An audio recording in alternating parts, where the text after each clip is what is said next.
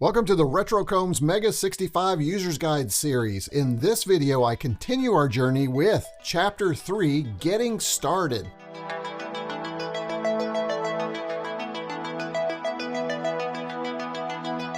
In this video, we'll explore the keyboard, learn basic operations, and I have a bonus not found in the manual, a fun basic program to showcase the MEGA65's colors and graphics capabilities. If you've not watched chapters 1 and 2, please do that before proceeding. It will help you better understand your MEGA65, and your viewings will help the channel.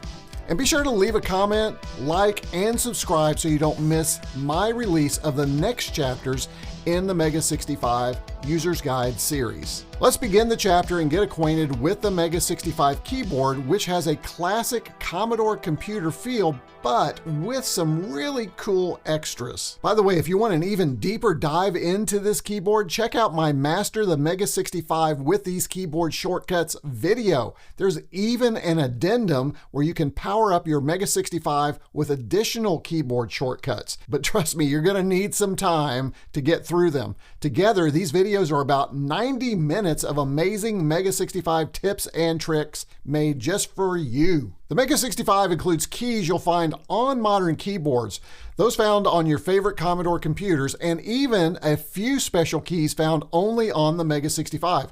Let's begin with the return key. Return enters the information you have typed into the MEGA65 into memory.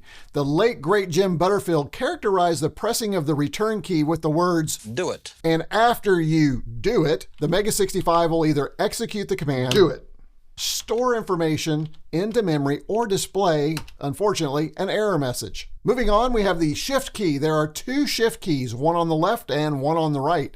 These keystrokes are called shifted codes, and while similar to their modern counterparts, they have MEGA65 specific functions. Holding the shift key and tapping a key with the two front graphics will produce the right graphic. When the MEGA65 is in lowercase mode, holding shift and alpha characters displays the uppercase version. You can switch between upper and lowercase mode by holding shift and tapping the mega key. More on the mega key later. To press F2, you would hold Shift plus F1. And here are examples in the default uppercase mode using the keys A, S, Z, X, J, Q, W. Now, get out there and experiment with other keys, and you'll find you can create some interesting and fun drawings using just PETSCII characters. Now you're probably asking yourself, RetroCombs, what is PETSCII? Well, according to Wikipedia, you see I went right to the source on this one, PETSCII, or PET, Standard Code of Information Interchange, is the character set used in Commodore Business Machine 8-bit home computers. This character set was first used by the PET, which there's one right there, and then later used by CBM2, VIC-20, Commodore 64, Commodore 16, Commodore 116 plus 4, and the Commodore 128. Now, modern computers still contain some, but not all, of these characters as part of their American Standard Code for Information Interchange, or something we call now ASCII. So if you look through an ASCII code set, you're liable to find some of the original characters from PETSCII in the ASCII character set. It's kind of fun to find those. The MEGA65 includes a shift lock key with an embedded LED and a locking switch. Press shift lock when it is necessary to type many uppercase characters. While active, you no longer have to press the shift key to activate shifted characters. This also includes graphic characters. Now, similar to the shift key, there is something called the control key. The control key is a modifier key, and these keystrokes are called control codes. Holding down Control and pressing the number 1 to number 8 will change the cursor and character colors. Control with 9 and 0 switches reverse text mode on and off. We'll look more at control codes when we take a look at Appendix C, and we'll see additional examples when we talk about the screen editor. Hold Control and press the asterisk key will enter the Matrix Mode Debugger. You take the red pill, you stay in Wonderland, and I show you how deep the rabbit hole goes. This debugger is not covered in the MEGA65 User's Guide. However, if you want me to cover other guides in the MEGA65 library, you know what to do. You can drop a comment down below and add your vote. You can also send me an email at retrocombs@icloud.com. I'll also tell you a little bit later how you can join my Discord for a very small fee, and you can drop all of your questions there. Now, another key we have is the run stop key. You tap the run stop key to exit a running BASIC program. Some programs, especially assembly language programs, disable run stop. Another feature of run stop is if you hold Shift plus run stop, will load the first program found on a floppy disk or attached disk image. Press and hold run stop while resetting the MEGA65 will enter something called the machine code monitor. We're not going to cover the machine code monitor. We'll get to that later. Now, a unique key to the MEGA65 that you're not going to find on modern computers is one called Restore. Press and hold Run Stop and then tap Restore to restore the computer to a clean slate without clearing the contents of the MEGA65 memory. Much like Run Stop, programs can disable this feature, and it rarely works with assembly language programs. Another feature of Restore is to press and hold it for about a second and then release. The screen border will flicker. Then the freezer will display. We'll spend more time in the freezer later. It's really, it's not as cold as it sounds, okay? Now, you all are familiar with cursor keys. I get it. You got the up, you got the down, you got the left, and you got the right. We'll just do it this way. On the bottom right-hand side of the keyboard, you'll find our cursor keys for the MEGA65, and unlike the Commodore VIC-20 and C64, but kind of like the +4 and the C128, there are 4 cursor keys.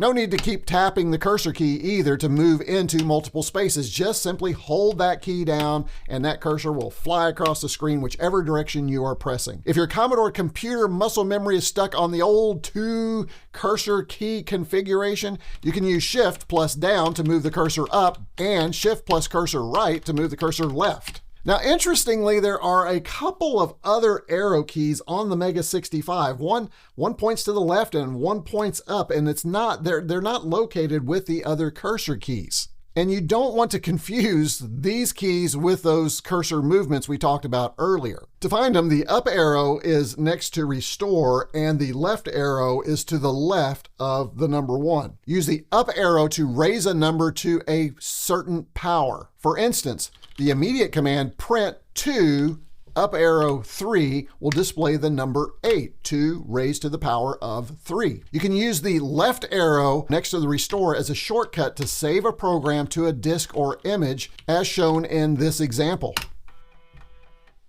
Later, I'll show you how to use these keys with escape codes, giving them even more functionality. But again, let's not get ahead of ourselves. Here's a little trick. You may have noticed that when I use the left arrow with a quotation mark followed by the name of a file to save that file, I didn't include the closing quotation. You don't need to use that closing quotation on load and save commands. We'll talk more about these commands, but there's a little tip to wet your whistle for future chapters in this user's guide series. Okay, continuing on around the keyboard, we have the Insert Delete key. And you can press the Insert Delete key to delete a character to the left of the cursor and move all remaining characters on the line to the left 1 position. Press Shift plus Insert Delete to move all characters to the right 1 position. This leaves a blank space to insert additional characters. We can use the Clear Home to place the cursor at the top left-hand position of the MEGA65 screen. Press Shift plus Clear Home to clear the entire screen and place the cursor at the top left position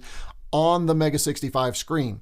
If you accidentally clear home, you can return the cursor to the original position, tap Escape, followed by Clear Home. That will move it back from the home position to where it was previously when you made the error. Let's talk about the Mega Key next. And if the shape of the Mega Key seems familiar, if you look right there, there is the MEGA65 logo, just kind of rotated. The Mega Key is known as a modifier key. These keystrokes are called mega codes. Holding the Mega Key and tapping a key with 2 front graphics or a single graphic symbol will produce the left graphic or single symbol. As mentioned earlier, holding Shift and tapping the Mega Key will toggle between lower and uppercase character modes. Holding the Mega Key and tapping a number switches the color to the second color range, or the number key's bottom color listing. Holding the Mega key and tapping the Tab key activates the Matrix Mode Debugger. We've seen that before. Holding the Mega key while turning on or resetting using the reset switch with the MEGA65 will boot to GO64 mode, or this Commodore 64 kind of compatibility layer. More on this mode later.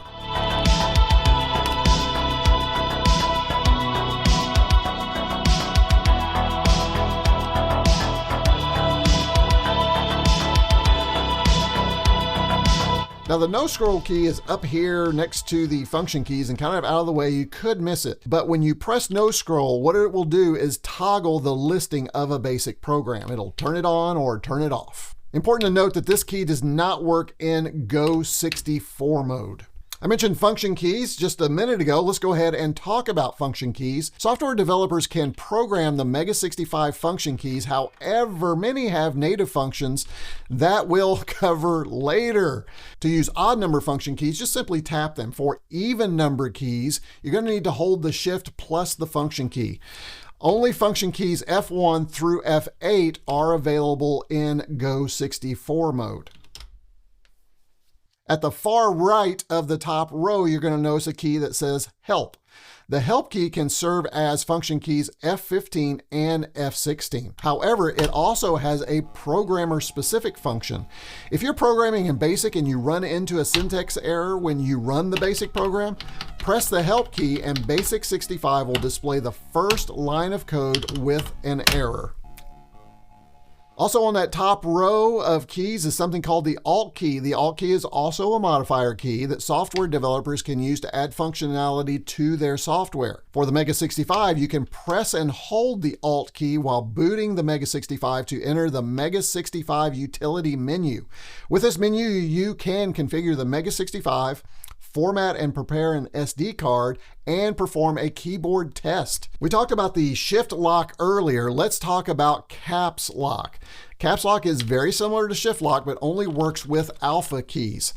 Caps Lock also has a superpower. Press and hold the Caps Lock to force the processor to run at 40 megahertz. While this is the default speed in MEGA65 mode, it is not in GO64 mode. GO64 mode defaults to the original 1 megahertz. So holding down Caps Lock while in GO64 mode will speed up loading from the SD card, program that's depacking from the pack process, and it will provide a healthy dose of turbo for programs that could use a little extra speed boost, similar to this fractal generation program.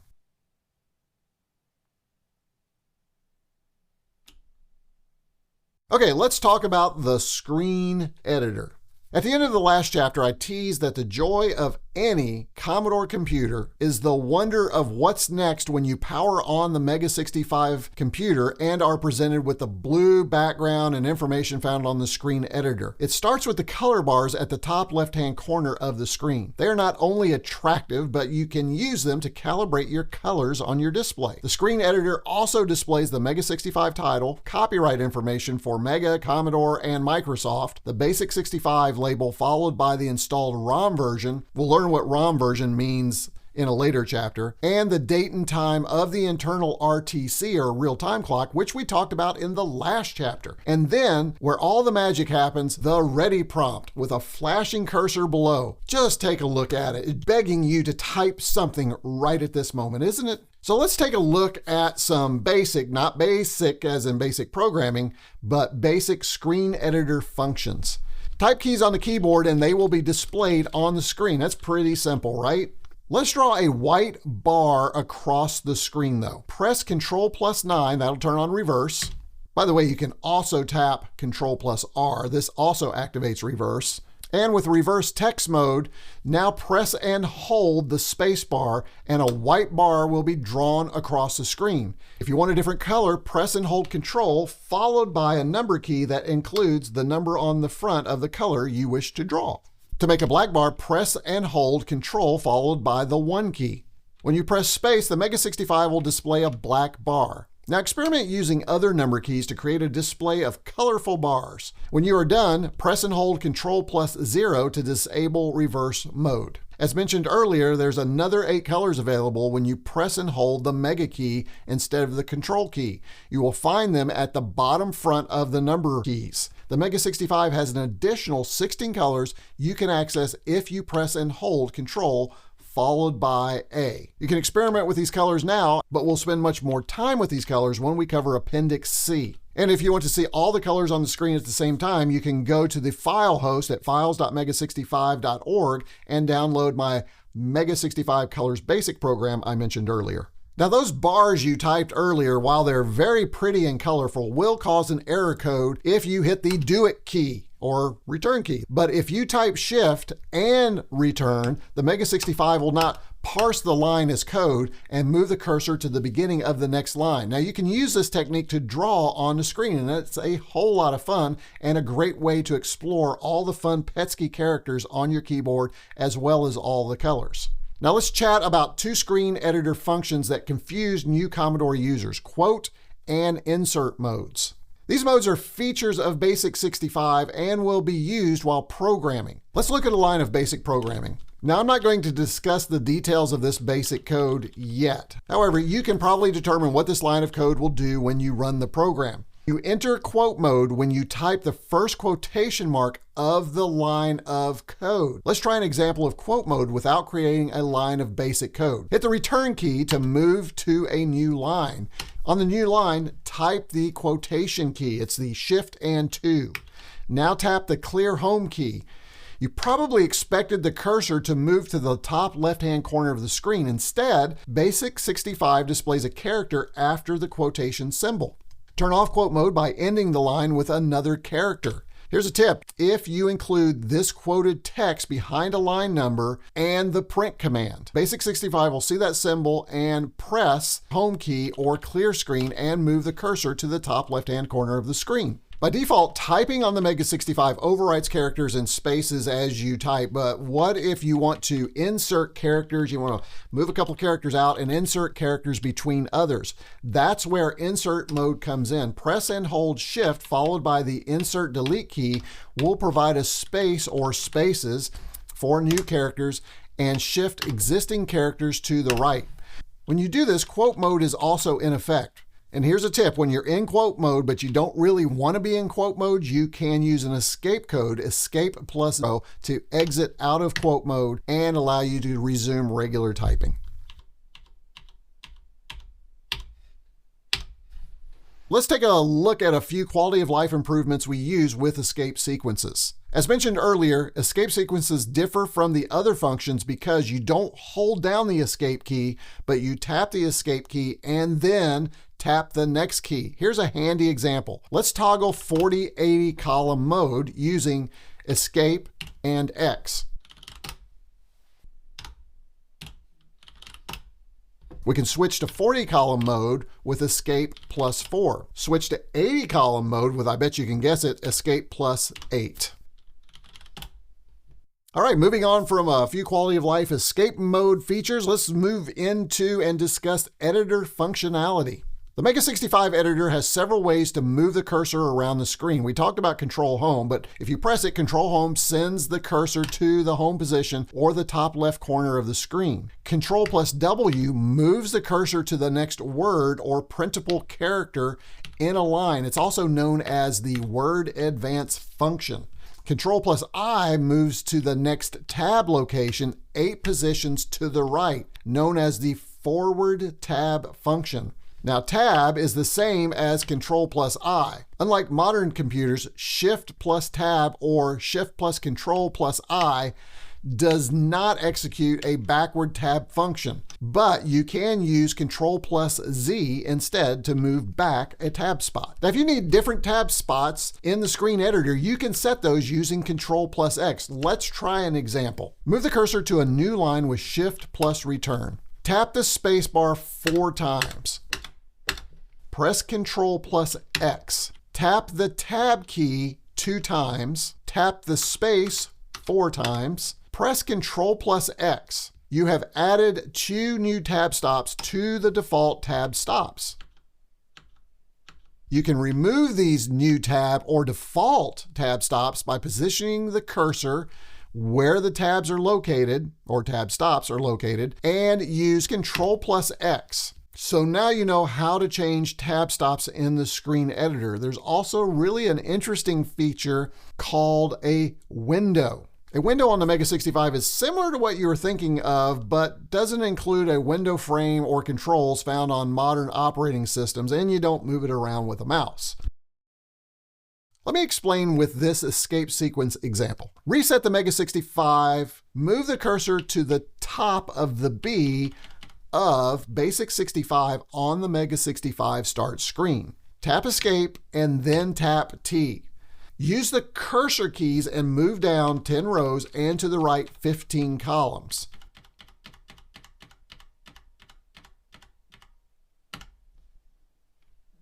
Tap Escape and then tap B. Everything you type or program you run and list is now contained within that little itty bitty window on the screen. To clear the window, press Clear Home twice. The cursor will move back to the home position and remove the window, but the previous contents of the window will remain on the screen. For a little historical context, these windows have actually been around since the Commodore 128 and Plus4. This is not something new to the MEGA65. Now, keen-eyed users of Commodore computers from the past will note that on the keyboard, there are other keys listed or displayed other than PETSCII, and those are some ASCII characters. You can see those characters on the front of the corresponding MEGA65 keys, but here's a helpful table for you.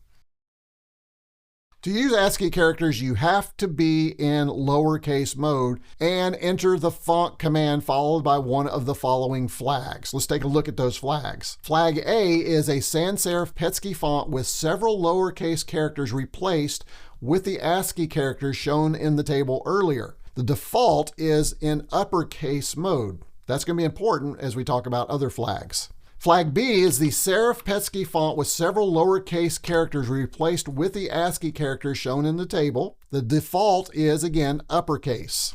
The flag C is a default sans serif PETSCII font, which also defaults to uppercase. Now, let's talk about flag D. Flag D is a sans serif PETSCII font with several lowercase characters replaced with the ASCII characters shown in our earlier table. The fun part about this flag is the default is in lowercase, therefore removing the need to go to lowercase mode. It just jumps there for you. Similarly, flag E is a serif PETSCII font with several lowercase characters replaced with the ASCII character shown in the table. Default is lowercase. Again, we get a little break there from a keystroke. And then finally, flag F of the font command, default sans serif PETSCII font, default is lowercase. I should note that many of these ASCII characters are included so that you can use the MEGA65 with more modern systems. As you know, there are certain ASCII characters we need for things like web addresses, email addresses, and some coding. So let's look at an example. Let's reset our MEGA65. Tap Escape +4 to switch to 40 column mode. This is going to make things easier for us to see. Let's type font A and press return. The ready prompt will return and it will look like nothing really has changed. Use the Mega plus Shift to switch to lowercase mode. Hold down the Mega key and tap the colon, semicolon, comma, period keys. And ASCII characters that appear on the front of those keys will appear on the screen. Now type font C and the ASCII characters will be replaced by PETSCII characters. And don't forget our earlier tip, if you want to jump to lowercase immediately and save a keystroke or two, use the font flags D, E, and F. Although we've covered it several times in this chapter, to stay with the flow of the manual, I'll mention again that you switch between upper and lowercase by holding down the Mega and tapping the Shift keyboard combination. If nothing else, you should have this one memorized by now. All right, things are going to get a little cold now. We're going to jump into the freezer menu. Chapter 3 is full of features that were a part of the original Commodore 65 design. The freezer menu is an example of a tool that is entirely the work of the MEGA65 team and gives you a huge usability boost. To display the freezer menu, press and hold the restore key for about a second. The MEGA65 will freeze its current state. Don't worry, everything is still in memory. This menu has many options. I'll cover the disk options in Chapter 6. and the MEGA65 information utility in Chapter 5. But here are 3 options just to get you started. Press F3 to exit the freezer menu and resume using the MEGA65. Press F5 to abandon the program previously running and reset the MEGA65. This is a good one. J will swap the joystick ports, because you know how many times you plugged in the joystick port and it was the wrong one? Well, now you don't have to hard unplug and plug in. Now you can just use the J feature of the freezer menu to flop that in code. Now let's talk about the magic that is the freezer menu. Not only does this menu freeze the MEGA65 contents, but it can save the state of the computer even when you power down the MEGA65. And it's super simple. Press the right cursor key to find an unused freezer slot. Press F7 and the MEGA65 border will blink to show it is saving the state. Press F3 to resume using the MEGA65. Press restore for a second time to return to the freezer menu, and you can use the left or right cursor keys to locate a preferred state. Press F3 to select the state, load, and use it. This is great for games where you're coming up on an area and you know you're going to die, and you know you're going to have to try this thing 3 or 4 times. Just save that state and you can come back to it until you get past that level, and then you can save a new state. Here's another tip. The freezer menu does work in both MEGA65 and GO64 modes. The freezer even changes the little computer image down below to their respective computer compatibility to make it easier to determine which mode has been saved and will be loaded. You know, one of the things that makes the MEGA65 so good is not only does it have MEGA65 mode, it allows us to run legacy Commodore 64 software. Let's talk about GO64 Mode. This was a feature of the abandoned Commodore 64DX or C65. It was an ability to play Commodore 64 titles like its 8-bit predecessor, the Commodore 128. It does this using an emulation feature we call GO64 Mode. Since the MEGA65 seeks to copy all Commodore 65 functionality, it too includes a GO64 mode. But because the brain of the MEGA65 is an FPGA, the community can also create a custom core that rewires and replaces the internal circuitry to convert the MEGA65 into a Commodore 64 rather than just emulating one, similar to how the MEGA65 works in GO64 mode. Now let's look at both options. Let's first take a look at GO64 mode. The MEGA65 and the original C65 use a different processor than the Commodore 64. Unlike GO64 mode on the 128, the MEGA65 is not nearly as compatible with all Commodore C64 software. We also know that even the 128 struggled with some software and some copy protection. I found the MEGA65 does well with cracked games or when that copy protection has been eliminated, but it often fails with utilities that exploit specific hardware or the processor. Maybe someone in the community will one day create a compatibility chart for us. Is that someone you? Let me know in the comments below. But of course, it would take a long time to create that chart. So how do you use GO64 mode? It's really simple. It's especially simple if you are a previous Commodore 128 user. You already know the command. The command is simply at the MEGA65 prompt to type GO64.